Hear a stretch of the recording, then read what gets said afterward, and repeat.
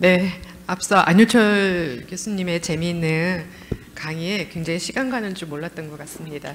저는 연세대학교 간호대학의 BK21 S립 미래간호인재 교육연구단장 이주희입니다. 오늘 이렇게 제23회 매풀 전산초 명예교수 기념 학술대회에서 만성질환, 특히 최근 증가하는 파킨슨병 대상자의 간호사 중심의 모바일 중재 프로그램 개발 과정을 여러 선생님들과 함께 나누게 돼서 큰 영광으로 생각하고 있습니다. 여기 BK 로고가 이 앞장에만 있습니다. 이 하단에 보시면 S립이라는 그 약어에 대해서 잠시 설명드리고 바로 시작하겠습니다. S립은 Student Success, Leadership, Excellence, Achievement, Professionalism입니다. 저희 미래간호인재 교육연구단은 학생 성공을 위해서 리더십과 전문직을 갖춘 그런 간호 인재를 양성함을 목표로 하고 있습니다. 저는 개인적으로는 노인 전문 간호사입니다. 그래서 안유철 교수님의 그런 백그라운드가 어쩌면 저의 작은 연구에 그런 기초적인 그런 백업을 해주셨다고 생각을 합니다. 다양한 만성질환을 가진 그 노인 대상자의 건강을 유지하는 노년기의 삶에 간호의 영역이 주도적으로 제공되어져야 한다고 생각하고 있습니다. 지난 2012년부터 지속적으로 한국연구재단에서 연구비를 지원받으면서 파킨슨병 대상자를 위한 근거 중심의 간호 중재를 수행하고 있습니다. 2012년, 15년, 18년, 22년 현재 약 10년간 대한 파킨슨병 협회와 함께 이 중재 개발을 함께 하고 있고요. 상당히 미약하다고 생각하나 오늘 이 발표를 통해서 더욱더 많은 피드백을 갖고 더 간호의 발전에 기여하고 싶습니다. 저는 앞부분에는 파킨슨병에 대한 간략한 소개가 들어갈 예정이고요.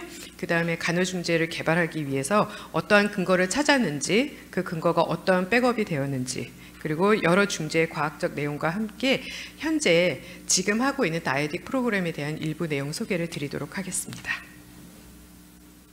앞부분에 파킨슨병에 대한 소개는 조금 빠르게 지나가도록 하겠습니다. 보시는 바와 같이 파킨슨병은 세계에서 가장 빠르게 진행되고 있는 퇴행성 신경질환 중 하나입니다. 안유철 교수님께서 디멘치아 위주로 하셔서 얼마나 다행이었는지 앞에 굉장히 마음에 큰 한숨을 쉬었습니다. 파킨슨병 환자의 경우에 세계 인구는 4년 동안에 약 340만 명이 증가하였습니다. 이는 단기간에 1.5배 이상의 증가를 한 그런 추세를 보이고 있습니다. 보고에 따르면 제너럴리 일반적으로는 남성이 좀 더 호발적이라고 보고 있습니다. 그리고 고령일수록 유병률은 당연히 증가하고 있습니다. 수명의 연장이 있고 전 세계적으로 이러한 유병률의 증가가 똑같이 보고되고 있고요. 이의 결과는 개인과 사회적 국가의 의료비용 부담을 초래하고 있습니다. 이에 대해서 각국에서 파킨슨병에 대한 관심과 극복하고자 하기 위한 필요성이 대두되고 있습니다. 이 비용을 잠시 소개해 드리겠습니다. 보신 바와 같이 초과 의료 비용과 굉장히 직접적인 연관이 있습니다. 왜 그러냐면 처음에 한 10년까지는 약물적 치료와 함께 그런 사회적 활동이 가능하고 있지만 시간이 지나면서 비운동성 질환이 더욱더 바탕을 깔고 가고 합병증이 생기며 노쇠해지게 됩니다. 허약을 초래하게 되고요. 동반 질환과 더불어서 고가 의료 서비스나 간병이 필요한 상황이 됩니다. 그래서 2017년 미국에 보고된 거에 의하면 직접 비용이 254억인 거에 비해서 간접 및 부가 비용은 265억이라는, 그러므로 직접 비용보다는 부가적인 간병에 대한 부담이 훨씬 크다라는 그런 객관적 지표가 있었습니다. 평균적으로 파킨슨병의 인구 1명당 초과 의료 비용이 발병하지 않았을 때보다 2만 달러 이상이라는 보고가 계속 나오고 있고요. 그림에서 보시는 것처럼 마일드, 모더레이트, 시비어 이쪽으로 진척됨에 따라서 중증도 올라가고 의료 비용도 함께 증가하게 됩니다. 자, 그러면 우리나라를 보시겠습니다. 우리나라는 2020년 파킨슨병 환자가 5년 전에 비해서 당시 15% 이미 증가한 상태였습니다. 전체 환자 중에서는 현재적으로 70대 가장 많이 호발한다고 보고 있습니다. 우리나라는 조금 여성의 그 수명이 훨씬 더 길기 때문에 여성에게서 조금 호발하는 추세를 보이기도 하고요. 또한 1인당 의료비 비용도 고령 70세, 80세 있으면서는 굉장히 많이 더블업 2배 이상 증가하는 추세를 보이고 있습니다. 고령화로 인해서 파킨슨병 환자와 의료비 부담이 증가하며 개인과 사회 질병 부담이 커지고 있고, 이에 따라 우리나라 정부는 2021년에 국내 처음으로 파킨슨병을 선별하고 질병을 예방, 중재하기 위한 프로그램 개발을 위해서 코호트 구축 사업을 시행하게 됩니다. 여기에는 12개 대학병원이 참여하였고요. 보시는 바와 같이 상세 내용을 쉽게 찾으실 수 있습니다. 국가 주도의 코호트 구축은 굉장히 이례적인 그런 사업이지만 이전의 치매 사업이라든지 암 사업에 비해서 파킨슨병은 이제 시작됐다고 보시면 되겠습니다. 전국적 임상연구 네트워크 구축을 기반으로 하고 파킨슨병 임상연구 기반을 마련하고자 하며, 이를 통해 궁극적으로 환자 및 가족과 사회 부담을 줄이고 파킨슨병을 극복하는 것을 목표로 하고 있습니다. 그러나 아직은 이런 네트워크 구축과 기반 데이터 수집을 제일 목표로 하고 있기 때문에 간호의 측면이나 다학제적인 측면은 조금 포함되지 않은 상태입니다. 여기까지가 배경이었고요. 이제 파킨슨병에 대해서 거의 다 아시는 내용이십니다. 기본적으로는 파킨슨병에서 가장 느끼는 것은 다양한 증상이 문제였습니다. 인지 상태는 좀 장시간 유지가 될 수 있고요. 증상이 문제인데 그 중에서도 가장 힘들었던 것은 운동 증상입니다. 그래서 서서히 움직이는 서동, 그리고 불균형, 발을 질질 끄는 것, 손을 떠는 것. 그래서 처음에 이제 나오실 때 가장 많이 말씀하시는 것들이 뭐 냉장고 문을 열기가 어렵다라든지 칼을 떨어뜨려서 팔을 못 썰었다. 그리고 우리 뭐 문이 무거운데 그 문을 밀 힘이 없었고 내 손이 마치 납같이 무거워졌다, 이런 말씀들을 많이 하시더라고요. 그래서 대표적인 퇴행성 신경 질환으로서 이런 균형, 떨림 이런 것만 있느냐, 그렇지는 않습니다. 보시는 것처럼 이때까지 보고된 거에 의하면은 대부분의 파킨슨병 환자분들은 진단 이전부터 이상한 움직임을 느끼게 됩니다. 근데 그것이 꼭 트레머가 아니었어요. 트레머가 아니라 피로나 기분 나쁜 몸의 상태, 이런 우울감 이런 것들을 보고 많이 하시고요. 기력 저하에 대한 보고가 굉장히 많이 있다고 합니다. 그래서 보시는 것처럼 아주 다양한 증상이 나옵니다. 이는 어쩌면 감별 진단을 어렵게 할 수도 있습니다. 파킨슨병인지 다른 만성질환인지 당뇨와 연관된 건인지 잘 모를 수가 있는데요. 보시는 것처럼 운동 증상인 트레모 이외에도 글자를 쓰는데 글자가 잘 안 써지고 자꾸 작게 되고 목소리가 잘 안 나오고 발음이 자꾸 씹히는 등, 혹은 실금, 변비, 수면장애 이런 것들을 이제 호소하시게 됩니다. 그리고 일부는 단기 기억이나 이해도가 떨어지고 집중력이 떨어진다는 말씀도 하십니다. 그래서 저희가 이제 문헌을 찾아보면 이렇게 운동성 증상과 비운동성 증상을 구분해서 아마 학습을 하셨을 것 같습니다. 아주 대표적으로 모터 심텀, non-motor symptom에서 NMS라고 지금 부르고 있고요. 운동성 증상은 앞서 말씀드린 것들입니다. 강직, 경직, 보행장애 이런 것들이고요. 대부분은 레보도파 등의 약물적 치료로 많은 좋은 성과가 있습니다. 그리고 현재 신경과에서의 접근법에서는 많은 이런 약물적 치료의 첫 번째 우선순위가 있습니다. 눈에 보이고 또한 발을 질질 끌지 않고 또 트레모가 떨어지게 하기 위해서 그런 것 같고요. 비운동성 증상은 굉장히 우리가 보는 다양한 증상들이 될 수 있습니다. 이에 학회를 이제 참여하다 보니까 비운동성 증상에 대한 보고가 굉장히 중요함을 여러 학문에서 다각적으로 보고하는 그런 보고가 있었습니다. 그리고 이제 국내외 학술지에서도 이 non-motor symptom, NMS에 대해서 간과가 되어서는 안 된다. 그리고 운동성 증상뿐 아니라 비운동성 증상의 모니터링이 돼야 궁극적으로는 삶의 질 확보가 될 것이다. 이런 것들이 되어서 2019년도에요. 국내 파킨슨병 환자분 대상으로 비운동성 증상에 대해서 한번 여쭈어 봤습니다. 그래서 구조화된 설문지를 통해서 환자분들이 느끼시는 비운동성 증상이 어떤 것들이 있는가라고 했을 때 한 분당 대략 7개 이상을 모두 호소하고 계셨어요. 그런데 그 중에는 앞서 말씀드린 아주 다빈도인 페인, 우울, 수면장애, 피로감 이런 것들도 있었고요. 또 실금의 문제도 굉장히 컸고 아니면 성적 기능의 저하 이런 것들도 많이들 말씀을 하셨어요. 현재 이 그룹에서 제가 또 궁금했던 것들이 뭐냐면은 최근에는 얼리 온셋이 또 많이 생겼어요. 호발은 70대에 많이 하지만 가장 어린 연령은 10세에도 지금 있어요. 예, 그런데 아주 아웃라이어 개념이죠. 굉장히 극소수이긴 하지만 그래서 30대, 40대에도 이제 집안의 가장이신데 진단을 받으신 경우가 있어요. 그래서 최근에 연구가 Young Onset, Late Onset, 그래서 YO, LO 비교를 하는 것들이 있는데 저희 그룹에서도 어떤가 하고 봤어요.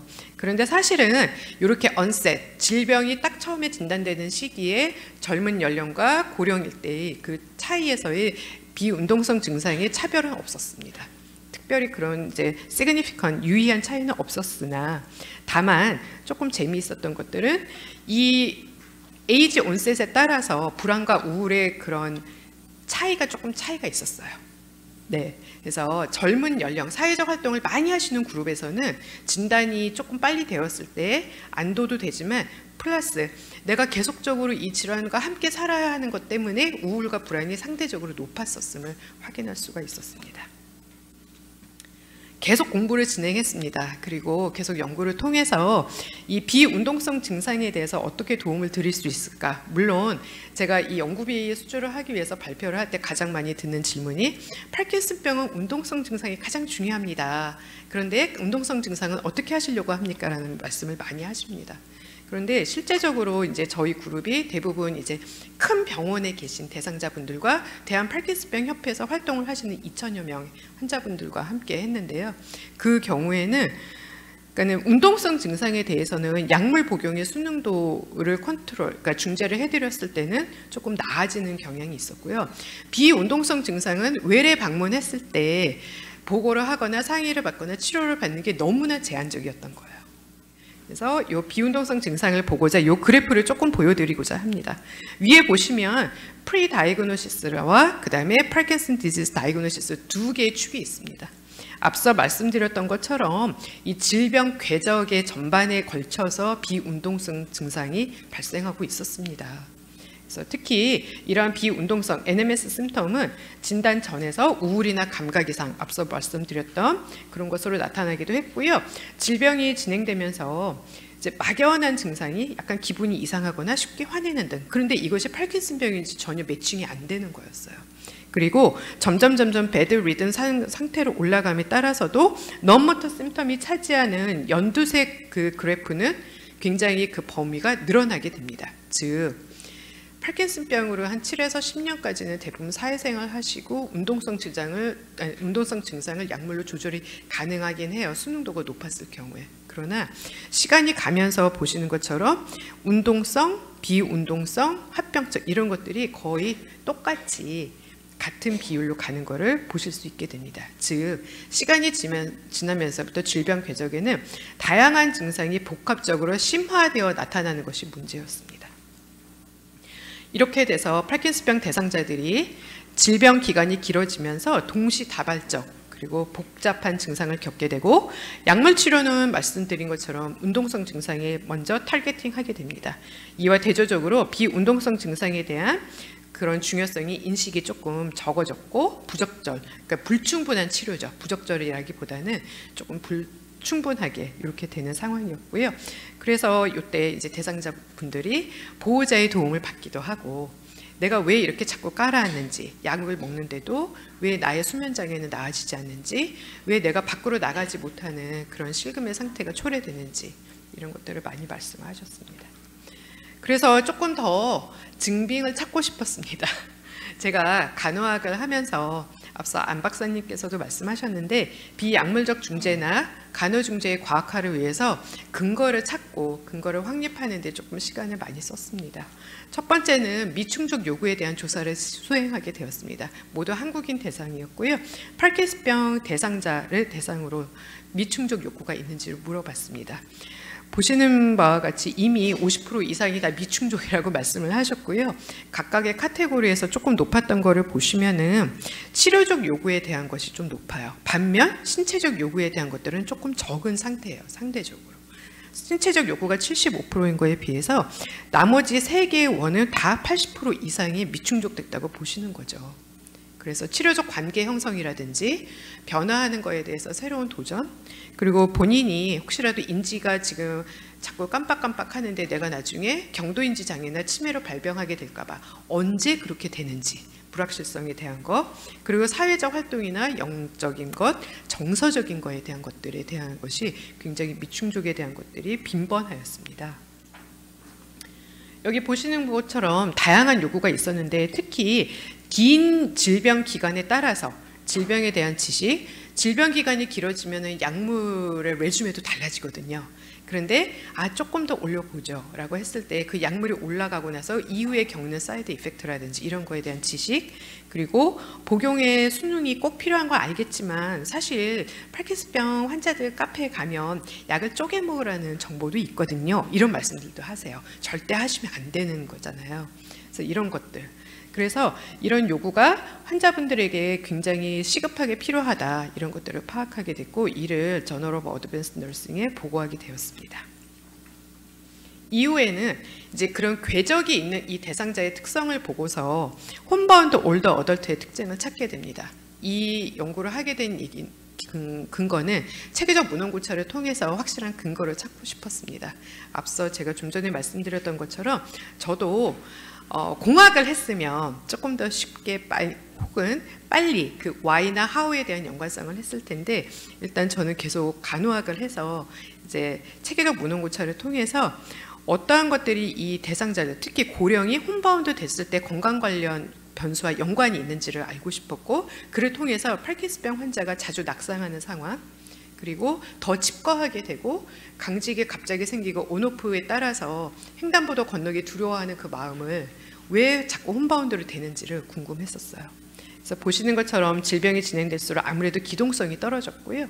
그다음에 홈바운드가 됐을 때 어떠한 팩터들이, 어떠한 영향 요인들이 이분들의 건강 결과, 예를 들면 사망률, 건강 이제 서비스를 이용하고자 찾아가는 것, 혹은 순응하는 것, 치료에 이런 것들이 영향을 주는지를 파악하고 싶었고, 그를 파악했을 때 맞춘 것들은 이런 요인들이 있었습니다. 개인적 요인과 구조적 요인이었고요. 개인적 요인에는 잘 아시는 것처럼 우리가 중재할 수 없는 인구 통계학적 특성이 있습니다.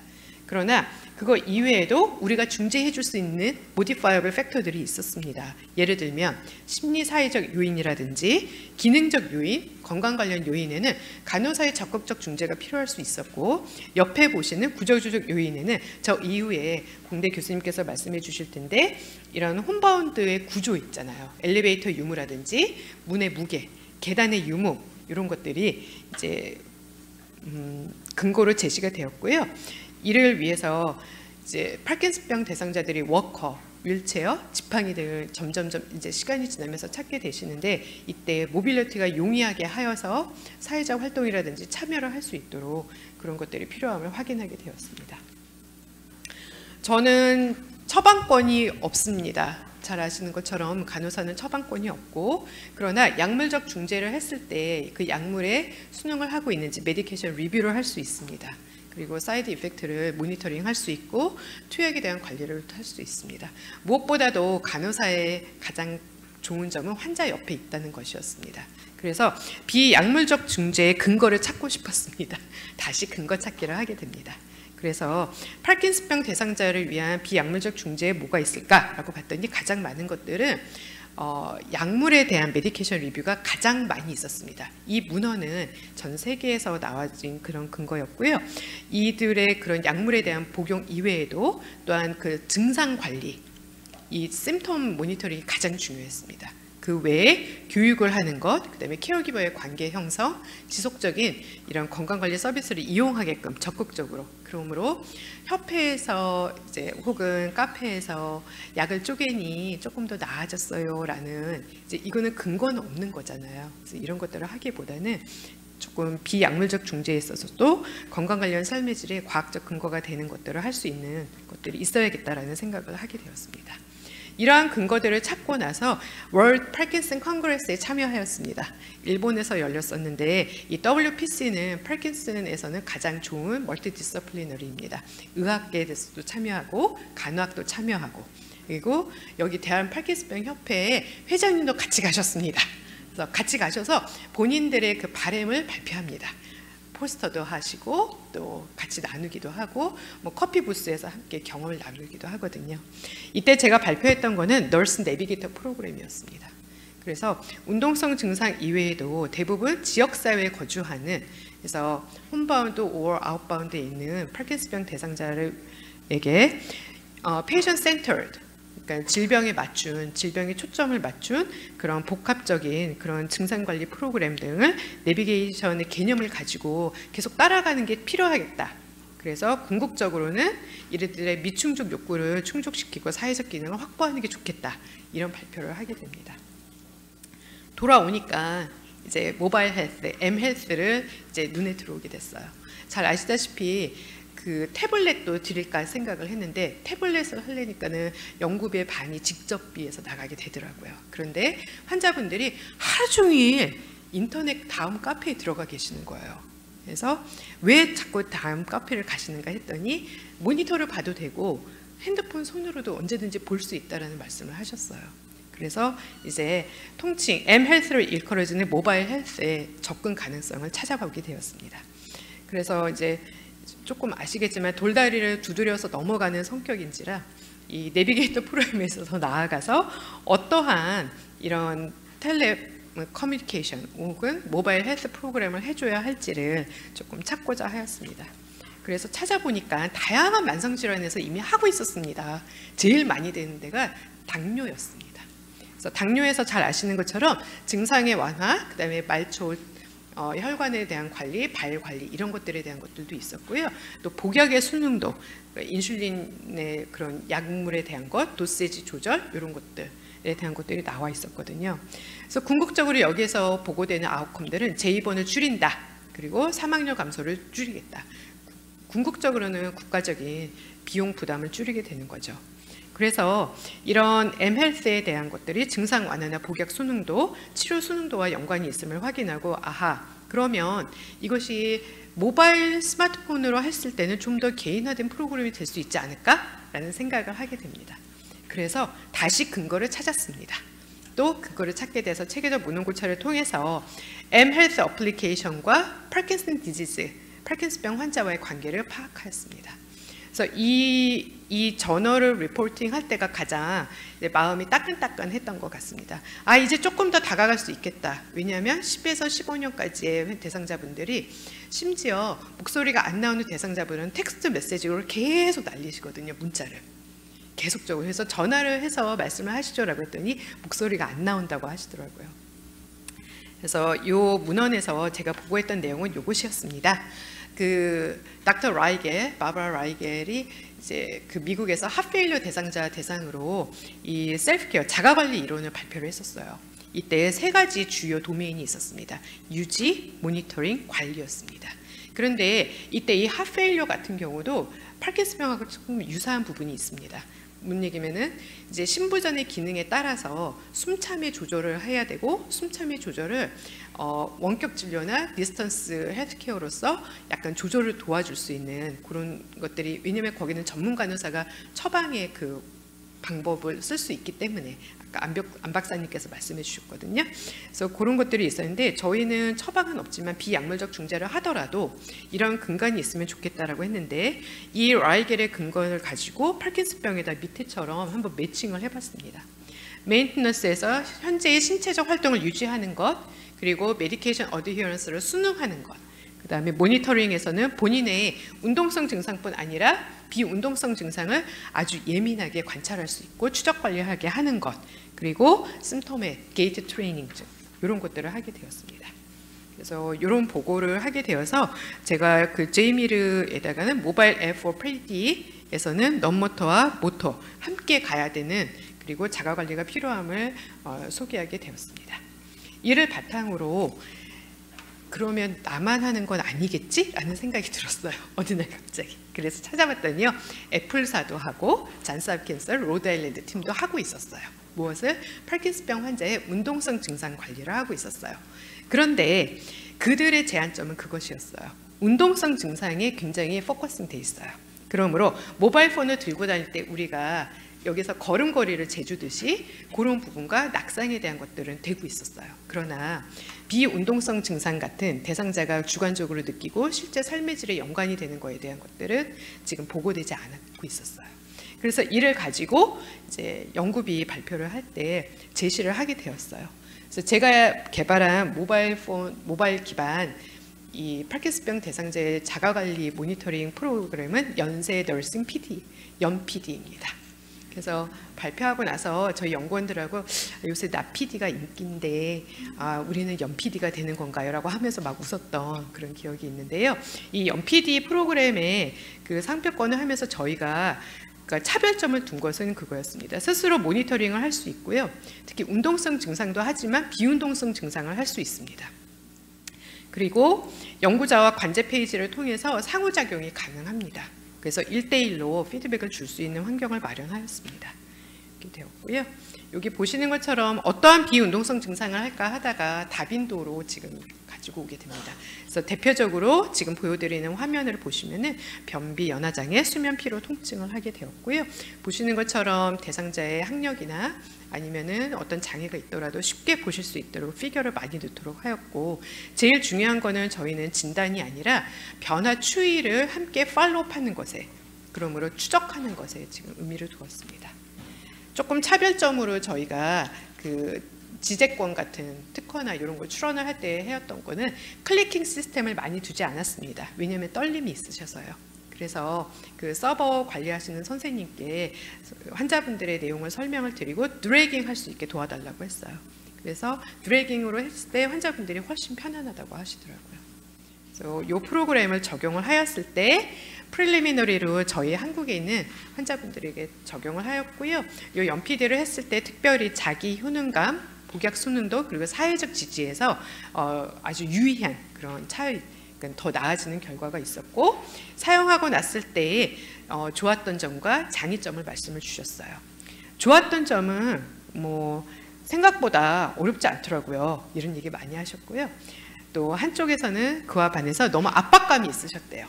자꾸 일주일에 2번 이상 쓰게 하셨거든요. 근데 너무 피곤하고 TV 보고 싶고 운동도 하라고 하고 이것도 하라고 하고 이런 것들이 조금 어려우셨는데, 궁극적으로는 사회적으로 내가 연결되고 있고 내 건강관리가 체계적으로 기록되고 있다는 거에 긍정적인 마인드를 많이 보이셨습니다.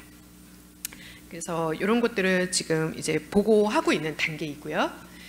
일을 하다 보니까 이제 대상자 혼자만 하시면 안 된다는 것들이 보호자분들에게서 연락이 옵니다. 그래서 2022년에 연구 제안서를 다시 냈습니다.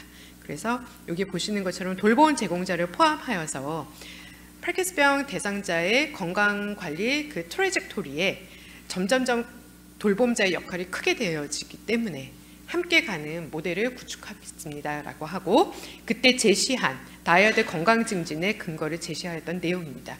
이미 국내외적으로 이런 다이어드 프로그램은 하트페일리어나 다이아베티스, 당뇨에서도 많이 제공되고 있고요. 이때 파킨슨병 대상자들이 가장 힘들었던 것들이 그런 거였던 것 같아요. 같이 살고 있는데 제가 떨리거나 제가 온오프가 오거나 강직이 온 거를 바로바로 알아차리지 못해서 조금 서운할 때가 있어요. 이런 말씀들을 많이 하셔요. 그래서 또 이제 가족 간에서도 배우자와의 관계가 다르고 그 다음에 성인 자녀와의 관계가 또 다르기도 해요. 그래서 이런 이제 그림을 가지고 제가 추진 전략으로 1단계는 종단적 데이터를 모으고 PDDMMP인 파킨슨 대상자의 다이어드 일리스 매니지먼트 프로그램을 멀티 디스플리너리로 하겠다. 그리고 프로그램 적용 및 평가를 2027년까지 제안을 하였습니다. 구체적 내용은 다음과 같습니다. 저 혼자 할 수 없음을 이미 다양한 근거와 제 경험과 대상자들과의 상호작용을 통해서 알아서 지금 간호사 의사뿐 아니라 회복 탄력성을 해줄 수 있는 임상 전문 심리 상담사, 그리고 파킨슨 스페시픽 운동 재활 치료사분이 계셨어요. 그래서 시드니에서 임상적으로 환자분들을 많이 관리하신 선생님을 모시고 이 프로그램을 만들게 되어서 다음과 같은 연구팀이 구성되었습니다. 현재는 용인 세브란스의 신경과 선생님들 정석종, 김윤중 교수님과 함께 데이터를 모으고 있는 단계입니다. 그래서 지금 국가에서 하고 있는 그 파킨슨병 코호트 구축과 함께 저희가 하고 있는 것은 다이에딕이라는 그 차별점을 가지고 가고 있습니다. 건국대학교의 최수미 교수님, 그리고 파킨슨병 전문 송주은 박사님과 함께 하고 있습니다. 저희 프로그램의 내용을 여기 보시는 바와 같이 좀 전에 안효철 교수님께서 다학제, 인터디서플리너리, 멀티디서플리너리 없이는 이제는 어떠한 만성질환의 관리도 어렵다라고 말씀해 주셨습니다. 어쩌면 제 프로그램이 그거의 하나의 작은 예가 될 수 있다고 생각을 하였고요. 이 멀티디서플리너를 통해서 개별적 자가관리가 한 번의 문제 해결을 도와줄 수 있도록, 그리고 조금 소통이 될 수 있고 건강 관련 삶의 질이나 다시 재입원하지 않도록 하는, 그리고 약물 복용 수능도를 훨씬 높일 수 있도록 하고자 합니다. 네, 짧은 시간에 들어주셔서 감사합니다.